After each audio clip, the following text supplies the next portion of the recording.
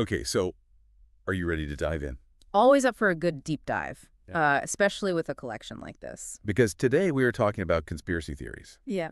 and we've got a really interesting collection of stuff to go through this time. We do. We have, let's see, government cover-ups, alien encounters, secret technologies.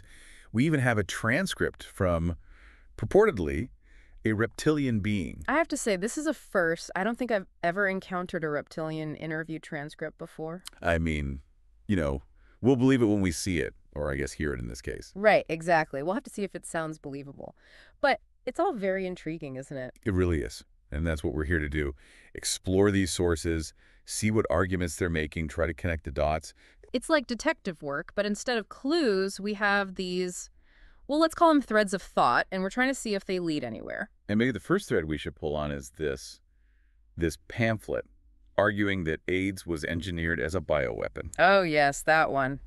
It's a chilling thought, isn't it? The author claims it's not a coincidence that the virus appeared so soon after that World Health Organization proposal. Remember the one from the 70s? And then they bring up all those historical examples of biowarfare. Like the smallpox blankets. Horrific. Exactly. It really makes you think about how much we don't know, or maybe don't want to know, about the history of diseases. And you have to remember the context, right? This pamphlet wasn't written in a vacuum. It came out during a time of immense fear and uncertainty surrounding AIDS, especially in certain communities who felt very targeted. It's like that lack of information, that sense of being left in the dark, it can really get people thinking the worst, can't it? Absolutely.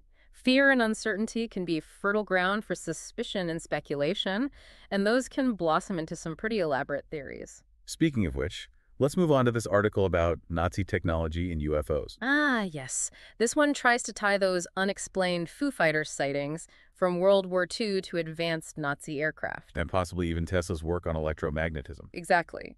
This article suggests that Tesla's work, which was decades ahead of its time, might have been secretly continued and even weaponized by the Nazis. It's a popular theme, the idea that suppressed technology is the key to unlocking amazing capabilities. It definitely makes you wonder if someone, somewhere, is sitting on a gold mine of hidden inventions, doesn't it? It's that age-old fear of being controlled, of vital information being kept from the public. It's a narrative that resonates deeply, even if it's hard to prove. And then we have this Lacerda transcript, this supposed interview with a reptilian being. Now, that's a new one. It's definitely a new one for me, too. Lizard people living beneath the surface, pulling the strings. It's like something straight out of a science fiction novel. But it is interesting how this idea, as outlandish as it might seem, plays on that human desire for a hidden truth, for a different explanation of how the world works. Exactly. It's that classic conspiracy theory trope. What if everything we think we know is wrong? What if there's a hidden hand guiding us from behind the scenes? It's a compelling narrative, even if it's utterly bizarre. I mean, part of me wants to believe, right? Secret societies, ancient knowledge, it's all very Indiana Jones. But maybe some conspiracies hit a little too close to home. You're talking about the My Labs theory. Yeah, this idea that some UFO abductions are actually government operations, that's a bit unsettling. It plays on that fear of the unknown, right? But this time, it's not aliens we're worried about, it's our own governments. And the technology, they're talking about mind control, advanced surveillance, stuff that sounds like it's straight out of a sci-fi thriller. Well, technology, especially when it's shrouded in secrecy, can seem like magic, can it? And that can be both alluring and terrifying. It makes you wonder, what are they capable of? What are they hiding? And if they're willing to abduct and experiment on their own citizens, what else are they capable of? That's the question that fuels these kinds of theories, isn't it? It's that seed of doubt, that suspicion that things are not what they seem, that can really take root in the imagination. It's like, where do you even draw the line between healthy skepticism and full-blown paranoia? It's a blurry line, that's for sure. But, whether or not these specific MyLab stories are true, there's no denying that governments have conducted some pretty shady experiments on their own people throughout history. That's true. I mean, we don't even have to look that far back. M. Cultra, the Tuskegee syphilis study, those were real. Exactly. So while the idea of government abduction might sound far-fetched to some, it's not entirely outside the realm of possibility, especially given what we know about past abuses of power. And speaking of government projects shrouded in secrecy and suspicion, we have to talk about Montauk. Montauk. Time travel, psychic warfare, it's like a laundry list of every conspiracy theory ever. And yet people are still drawn to it. This idea that there's this secret base hidden in plain sight where they're pushing the boundaries of what's possible, it's just too tantalizing to resist. I think part of it is the location itself. Montauk has this kind of mystical, almost eerie vibe to it. It's easy to imagine strange things happening there. It's like the perfect setting for a sci-fi horror movie. Precisely. And those genres, they tap into our primal fears, don't they? The unknown, the uncontrollable, the possibility that something is lurking just beyond our perception. Which brings us to another figure who claims to have seen beyond the veil, so to speak, Edgar Rothschild Fichet. This guy says he's worked on top-secret aerospace projects, seen things most people wouldn't believe. His claims are pretty out there, I'll give him that.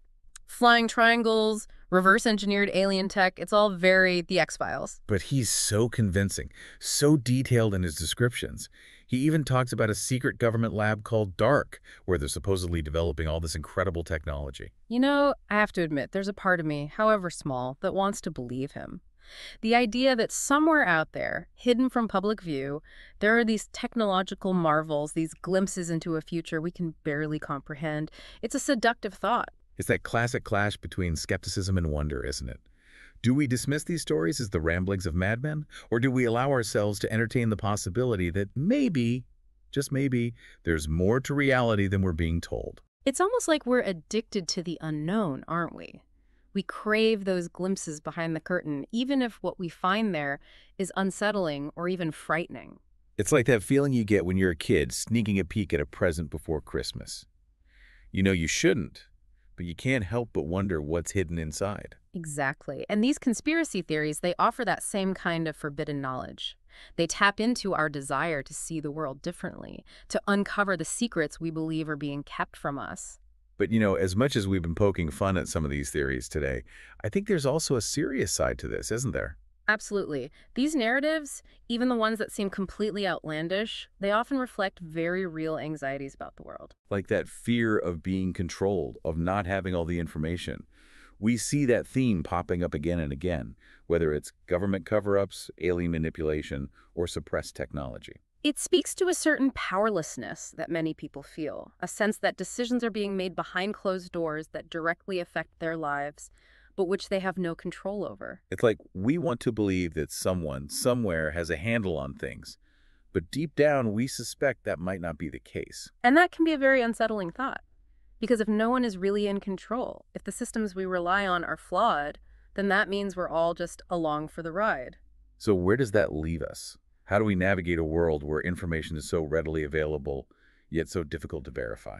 I think it comes down to cultivating a healthy skepticism, not just towards information that confirms our existing biases, but towards all information. So don't just accept everything you read or hear, even if it comes from a source you trust. Exactly. Ask questions. Do your own research.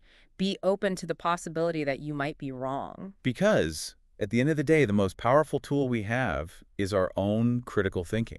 It's about being willing to challenge your own assumptions, to dig a little deeper, to consider different perspectives. It's about embracing the unknown, not with fear, but with a sense of curiosity and wonder. Because maybe, just maybe, the truth really is out there. And who knows, maybe it's even stranger than we ever imagined.